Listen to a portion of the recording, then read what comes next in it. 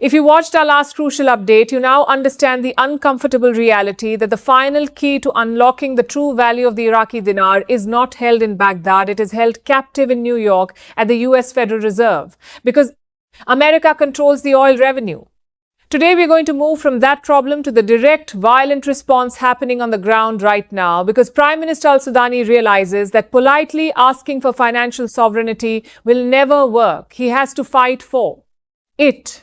And that fight has begun in earnest. What we are witnessing right now inside the financial sector of Iraq is not some routine bureaucratic reform. It is a full-blown war, a calculated high-stakes purge designed to once and for all crush the currency smuggling mafias that have paralyzed Iraq's economic potential for 2 decades. You have to understand how deep this rot goes. For years, the mechanism of theft was open and obvious, primarily through the daily currency auction, where certain well-connected private banks would buy millions upon millions of US dollars, ostensibly to pay for importing goods, imports that in reality never actually arrived in Iraq. Instead, those pallets of crisp American dollars were loaded onto trucks and smuggled across borders into neighboring countries that are under heavy US sanctions, directly circumventing Washington's foreign policy. This massive leakage of funds is the absolute core reason why the US Treasury has refused to release its grip on Iraq's oil revenue accounts, because they simply will not allow their own currency to fund their adversaries through Iraq's back door.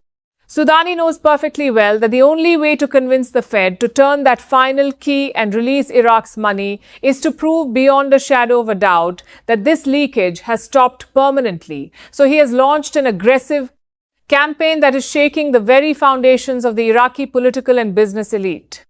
The central bank, acting under direct, intense pressure and guidance from the US Treasury, has begun systematically cutting off the oxygen supply to these corrupt institutions. We have seen lists published banning dozens of private banks from participating in the dollar auction, effectively putting them out of business overnight, because a bank in Iraq that cannot deal in dollars is essentially useless.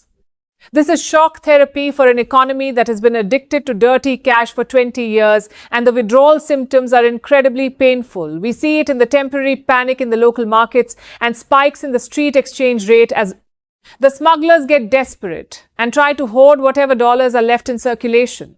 But serious investors need to understand that this pain is intentional. It is the necessary chemotherapy required to kill the cancer of corruption that has kept the dinar value suppressed at program rates.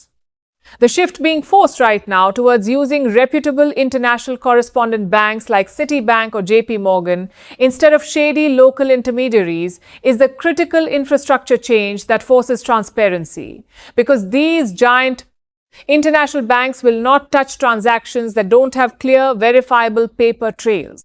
This is why the push for digital payments and the banning of cash in certain sectors is so vital. It is not about convenience. It is about creating an electronic footprint that the smuggling mafias cannot hide from. The resistance to these moves is immense, because powerful entrenched political factions have gotten filthy rich off this smuggling trade, and they're fighting back using every tool they have to sabotage Sudani's agenda, creating artificial crises, spreading rumors, and trying to turn public opinion against the reforms.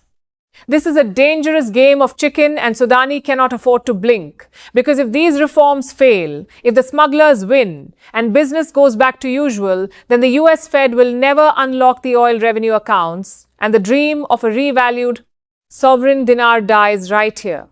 So when you see headlines about banks being banned or wild fluctuations in the street rate, do not panic. Instead, recognize it for what it is, the sound of a necessary battle being fought for the future of the country.